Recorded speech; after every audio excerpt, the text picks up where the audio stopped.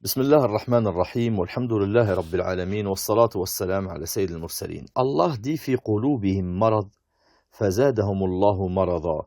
Yani il parle des hypocrites. Il dit dans leur cœur il y a une maladie. Allah leur a rajouté une maladie. Donc al-marad ici c'est quoi? Certains ulama ils ont dit huwa shak, le doute.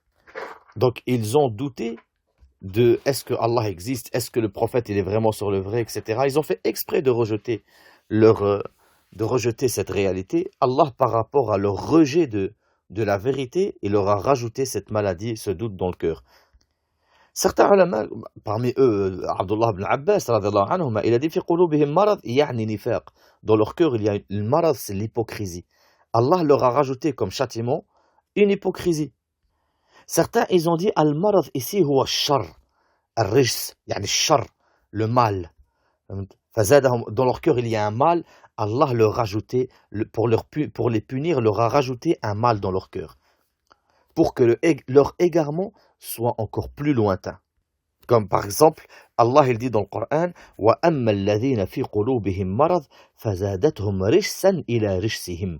Yani, quant à ceux qui ont dans leur cœur une maladie, ça leur a rajouté un mal en plus de leur mal. Yani, شر إلى شرهم. Ça leur a rajouté un mal en plus de leur mal, pour qu'ils soient encore plus ancrés dans le mal, que leur châtiment soit encore plus profond. Et Allah il dit وَلَهُمْ عَذَابٌ أَلِيمٌ بِمَا كَانُوا يَكْذِبُونَ. Ce qui veut dire qu'ils auront un châtiment douloureux du fait qu'ils mentaient, par rapport à ce qu'ils mentaient sur Allah, sur le prophète et sur les musulmans. On en prend de ce verset-là que la personne, si dans son cœur, il n'accepte pas la vérité, il ne l'accepte pas, eh bien comme châtiment, Allah, Azza wa Jal, il va faire que sa maladie de son cœur, elle soit rajoutée. في قلوبهم مرض فزادهم الله مرضا. Yani que la maladie de son cœur s'accroît. Le fait qu'ils n'acceptent pas la vérité, qu'ils la rejettent, qu'ils transgressent, leur cœur sera scellé. Allah il dit ذلك بأنهم آمنوا ثم كفروا فطبع على قلوبهم فهم لا يفقهون. C'est-à-dire que dans Surat al-Munafiqin, Allah il dit, c'est parce qu'en vérité ils ont cru, puis rejeté la foi. Leurs cœurs donc ont été scellés de sorte qu'ils ne comprennent rien. Ça c'est un châtiment. C'est un châtiment. Et c'est la rétribution du fait qu'ils ont rejeté la foi quand elle est venue vers eux. Comme Allah il dit وَنُقَلِّبُ أَفْئِدَتَهُمْ وَأَبْصَارَهُمْ كَمَا لَمْ يُؤْمِنُوا بِهِ أَوَّلَ مَرَّةٍ وَنَذَرُهُمْ فِي طُغْيَانِهِمْ يَعْمَهُونَ. Ce qui veut dire, parce qu'ils n'ont pas cru la première fois, nous détournerons leur cœur et leurs yeux, nous les laisserons marcher aveuglement dans leur rébellion. C'est-à-dire que le fait qu'ils n'ont pas cru, ils ont rejeté, leur châtiment, c'est que, ils n'acceptent plus la vérité. Et aussi, ça te montre que Allah est juste, et que si tu subis un châtiment, c'est à cause de toi. وَمَا أَصَابَكُم مِّن مُّصِيبَةٍ فَبِمَا كَسَبَتْ أَيْدِيكُم. Tout ce qui vous touche de mal, c'est à cause de ce qu'a amassé vos mains. Il dit ici, بِمَا كَانُوا يَكْذِبُونَ. Allah il leur a rajouté la maladie dans leur cœur par rapport à eux, parce qu'ils ont traité de mensonges les versets d'Allah Azza wa Jal, et ils mentaient eux-mêmes sur Allah et son prophète.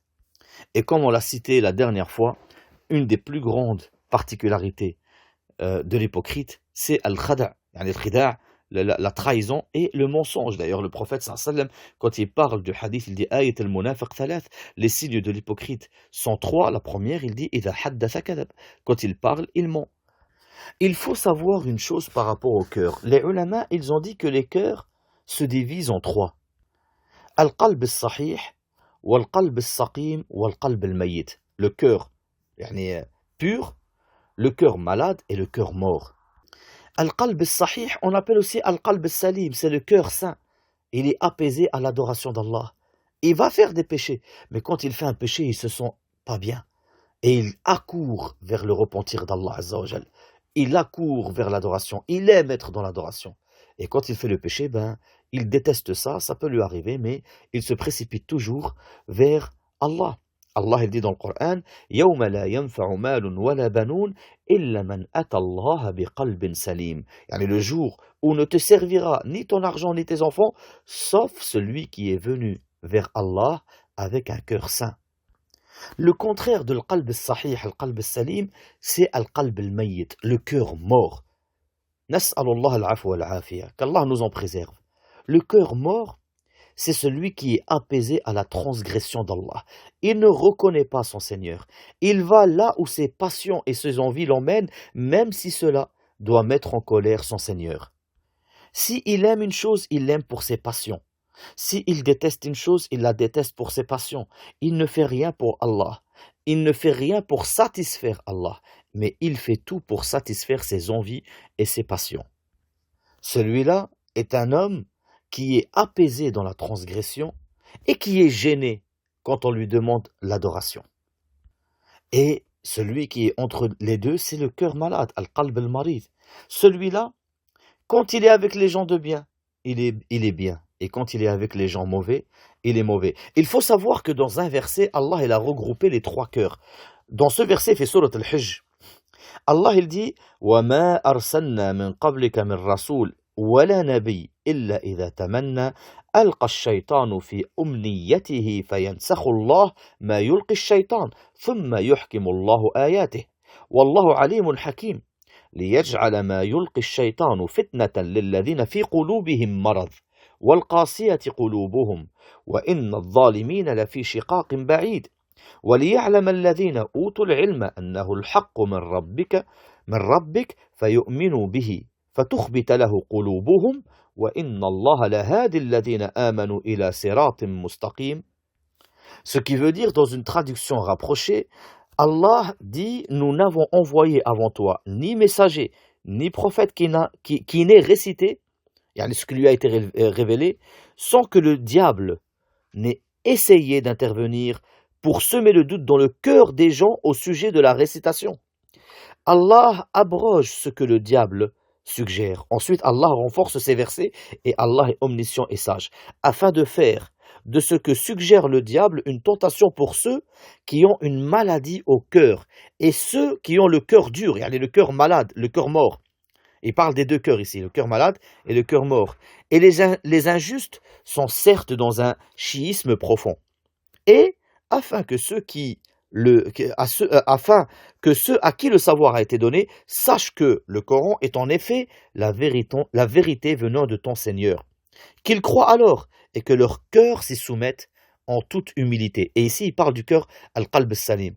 Et Allah guide certes vers le droit chemin ceux qui croient, c'est-à-dire, subhanallah, et Allah guide certes vers le droit chemin ceux qui croient. C'est-à-dire qu'ici, il te montre que ta foi, elle peut baisser et elle peut monter. Ça, c'est une petite parenthèse. C'est-à-dire que si tu crois, Allah il va te guider et il rajoute ta foi. Mais si tu fais la mécréance et tu rejettes, eh bien, ta foi, elle descend jusqu'à ce que tu sors de l'islam. Mais et aussi dans ce verset-là, Allah il a fait qu'il y a deux cœurs qui subissent une fitna, celui qu'on a dit al-qalb al-marid et al-qalb al-qasi, qui est la cité, le cœur malade et le cœur dur, il est dur parce qu'il est mort, et un cœur qui va être préservé.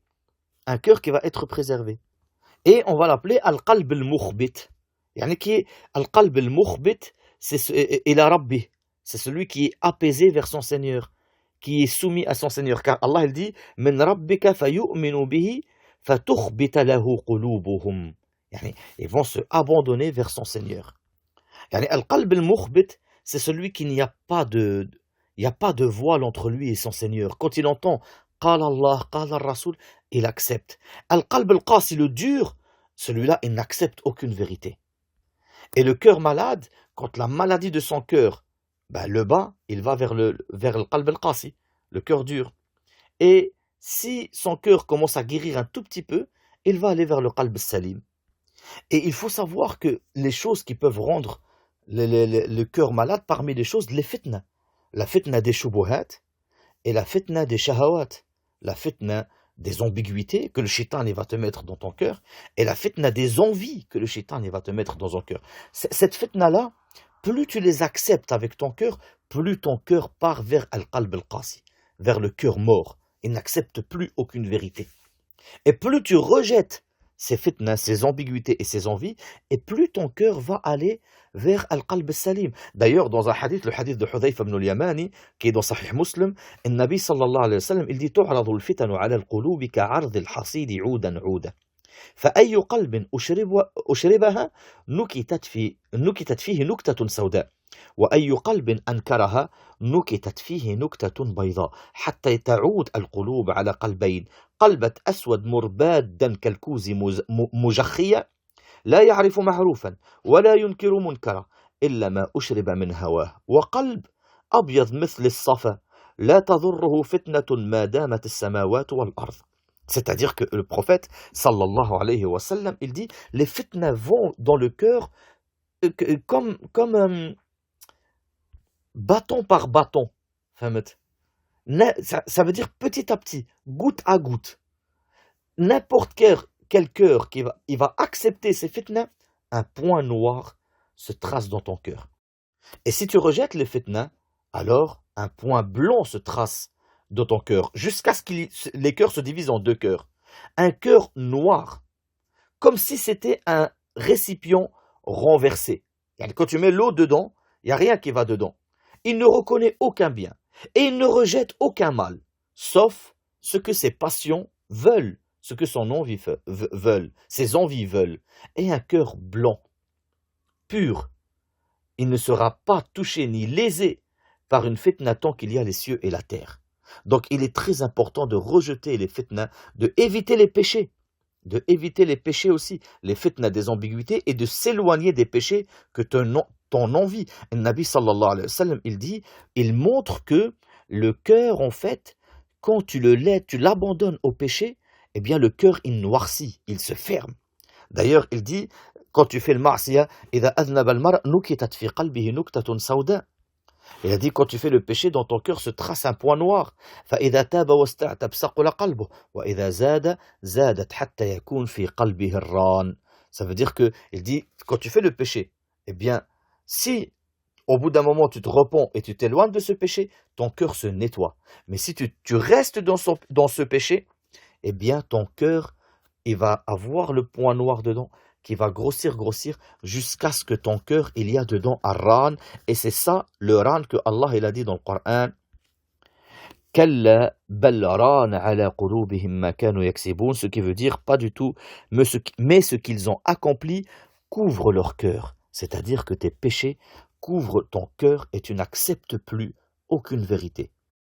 Il faut savoir que certains sahaba ont dit que le cœur en réalité se divise en quatre.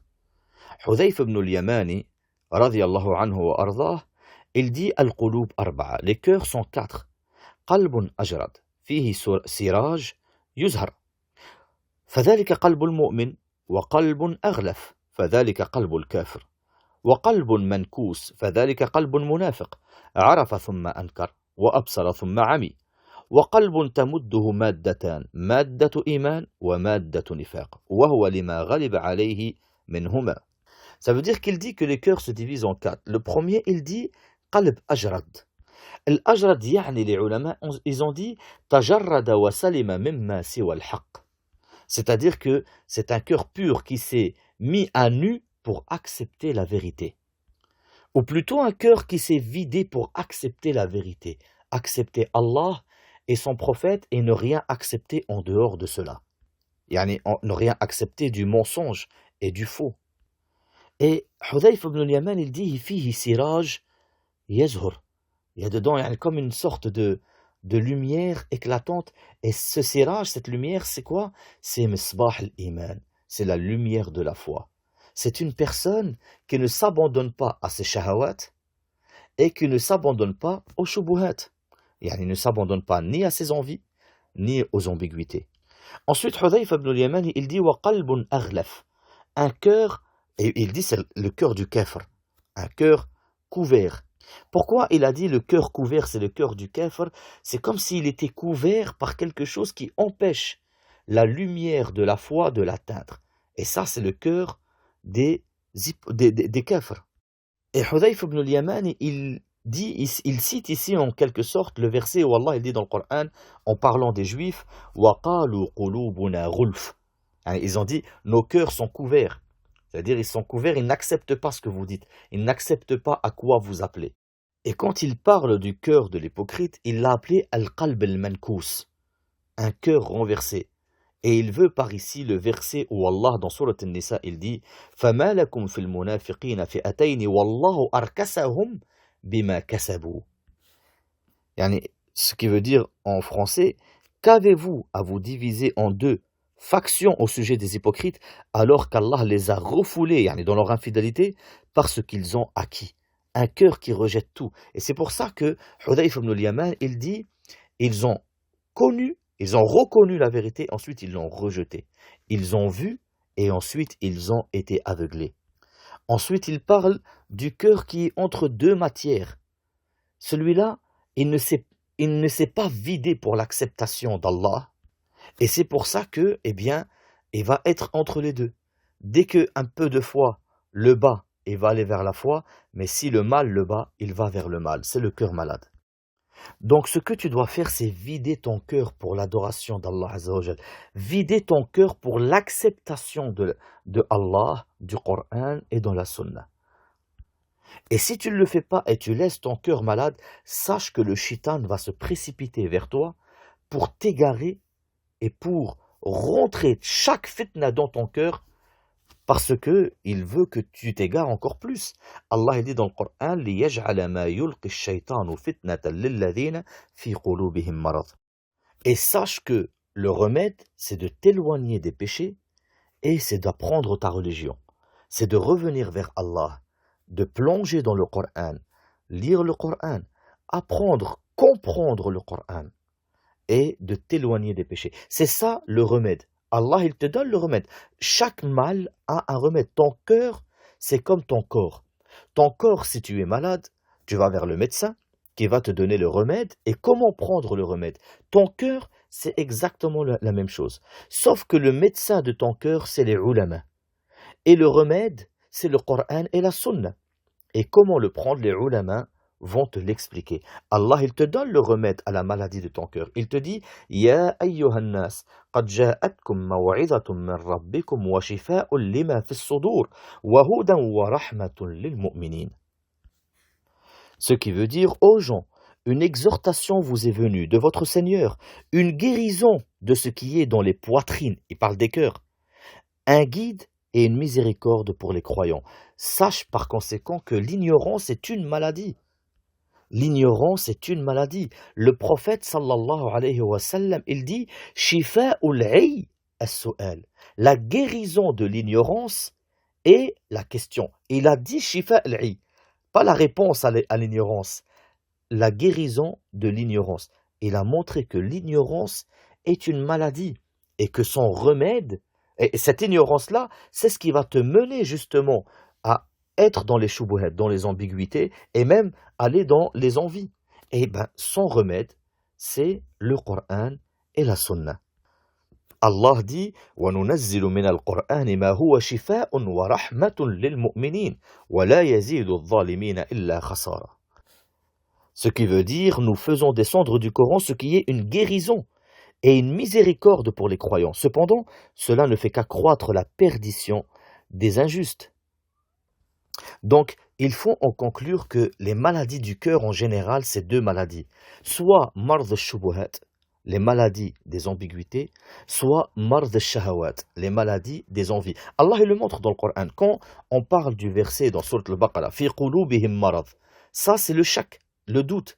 Ça c'est la maladie de shubha, la shubha. Et il appelle aussi al-marad dans le qalb, la shahwa, fayatma alladhi fi qalbihi marad. Il dit, ici il parle des femmes du prophète. Allah dans Sourate Al-Ahzab, il parle aux femmes du prophète, il dit Ya nisa an-nabi, lastunna ka ahadin min an-nisa, in ittaqaytunna fala takhda'na bil qawl, fayatma'a alladhi fi qalbihi marad. C'est-à-dire que ici Allah il dit aux femmes du prophète, ô femmes du prophète, vous n'êtes pas comparables à aucune autre femme. Si vous êtes pieuses, ne soyez pas trop complaisantes dans votre langage, afin que celui dont le cœur est malade ne vous convoite pas et tenez un langage décent. Ici, il parle de marad al-shahawa, la maladie de l'envie. Le sujet est très long, les frères, mais on va finir simplement sur une chose très importante que tu dois savoir. Il faut savoir que Allah t'a créé pour que tu l'adores. وَمَا خَلَقْتُ الْجِنَّ وَالْإِنسَ إِلَّا لِيَعْبُدُونَ.